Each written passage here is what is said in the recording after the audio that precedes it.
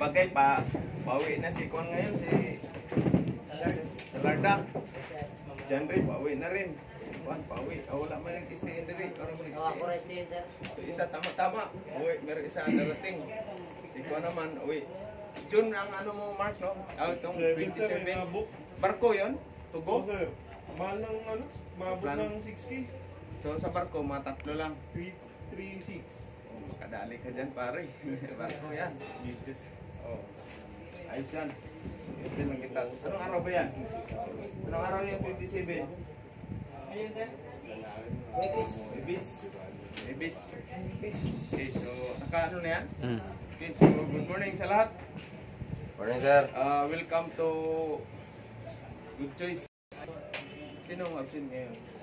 Surigao. Surigao. Nag-ab sa akin hapon. Sino Surigao? Ito yung isa. Itong isa. Gaber? Taga-Bakwak? Yung si ano din, itong taga Di Oro. Yung isa din yan. Ito na naman niya, nagpakakuha naman ito sa tambal kasi Nagpa-inject? daw siya sa unang pa-inject. Oo. Pero si Claver, ano na, kung haponan, uwi o... Hapon. Hapon na? Hindi nagpalam sa'yo. Wala pa. Wala. Okay. Umuwi siguro siya ng maaga. Ha? Umuwi siguro siya ng maaga. Mga alas 4 na pasado na ito umuwi. Ako ka walang ano, walang pagkain na. Kuha ko na siya sa ito. Ganda ng motor nun. Kuha ko sa kwarta yung kain. Okay. So this morning, mayroon tayong isa from bagong magti-training. Ay we will come natin, sir. Dito ka muna. Tagalog tayo kasi meron na tayong from Bulacan. Pwede Kastila ni sir. Kasilaon ba? Ito ka likod. May loop. Kuha mitanan. Oo, ito. Kailangan pangit ka ng gabi. Naon pa. God damn it. Morning sa tanan. Ako din si David Leomar Almine para sa Bunga City.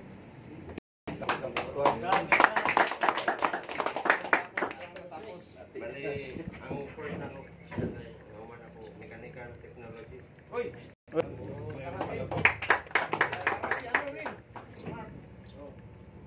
3 years lang po siya. Okay na lang. Ayos lang yan. 3 years.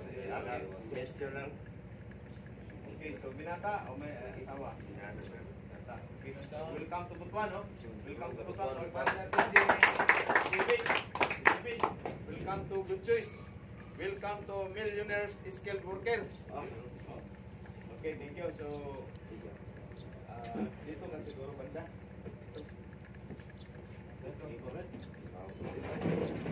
Okay, almusal ka na ba? Okay, okay. So, almusal na lahat? Dito na.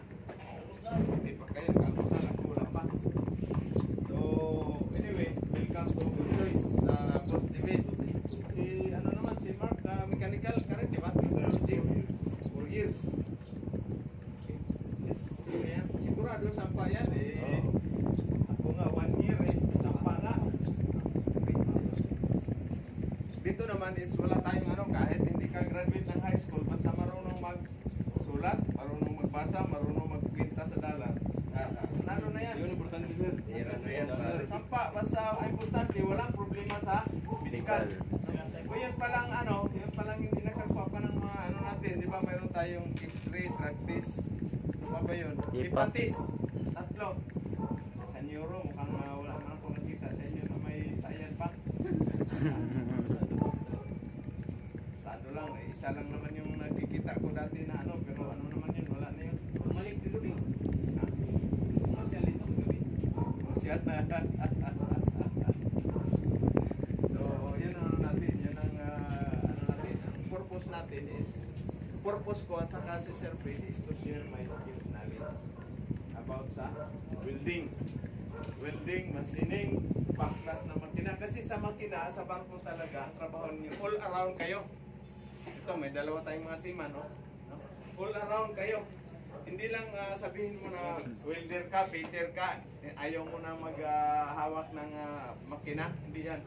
All around kayo, no? Pag sinabi ni first engineer, baklasin mo yung generator bit, tanggalin mo yung mga dyan, Mga cylinder head, baklasin mo yan. No? Good morning. Kasi ang ano niyan, ang purpose talaga, ang trabaho ng Peter is para kayong multi-purpose GP.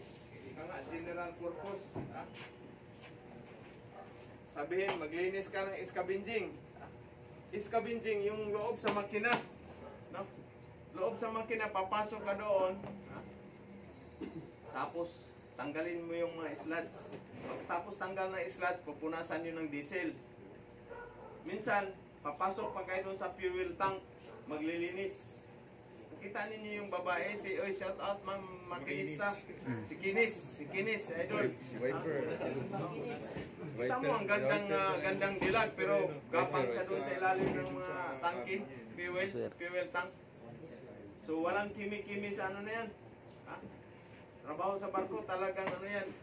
Ang mahalaga dyan, tulungan, teamwork. No? Hindi pwede yan na nakapanood ka lang dyan, ikaw wala kang trabaho, tapos yung kasamahan mo bugbog na sarado. Peter ka, ikaw yung ano dyan, kumbaga ikaw yung ano dyan sa tahasan dyan sa makina na i-maintain yung cleanliness din. No? Siyempre, minsan isang oiler lang, isang fitter. So, tapos chief engineer at saka second engineer or third engineer. So, 4 lang kayo sa engine room. Yan, Estina tanker, 4 lang kami sa engine room. Yan. 4 lang. So, imagine mo yan.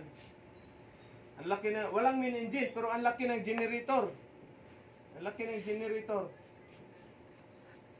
Wala lang yung video ko dyan sa ano eh, sa tawag niyan, sa pero parang ma-recover ko siguro sa may Facebook. Ano po. Kikita niyo yun dyan.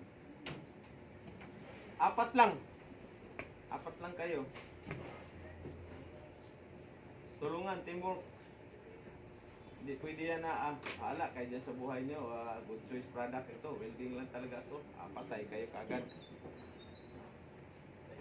Basta dito sa Peter kayo, talagang all around. Ika nga, especially sa kubita, in charge mo lahat yan. Mga CR, sa'yo lahat yan. Pag magbarado yan, talagang lamutakin mo yung mga ano dyan.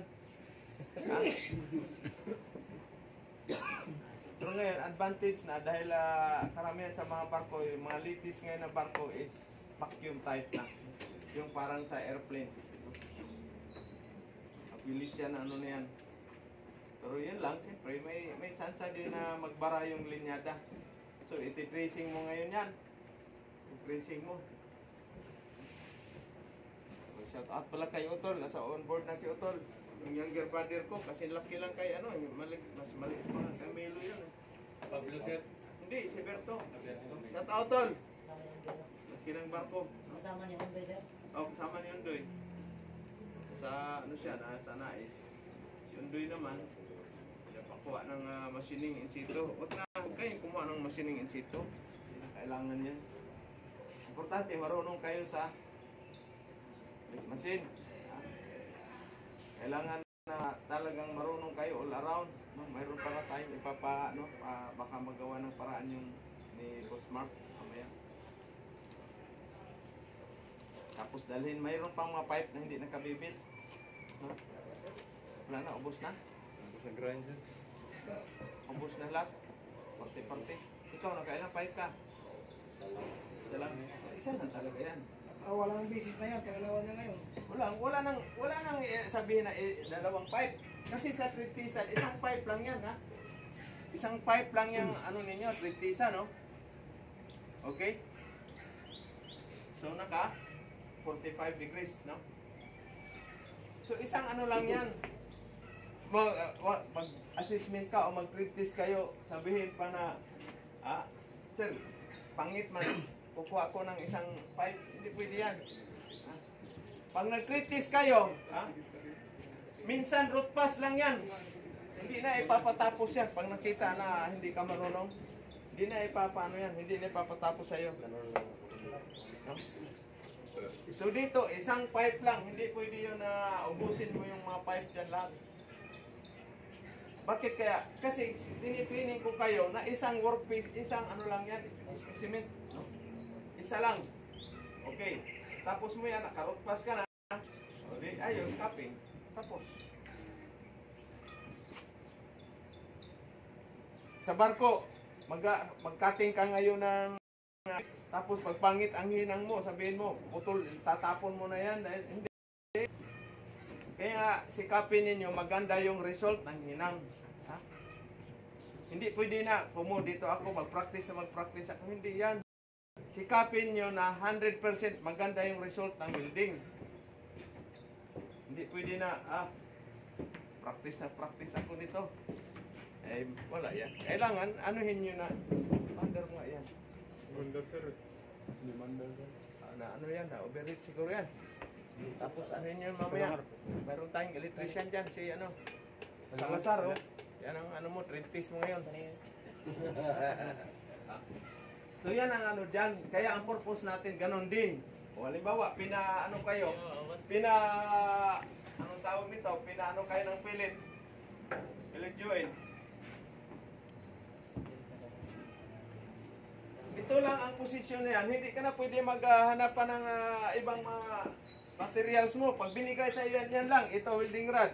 Tapos yan. O pag pangit ang result, sabihin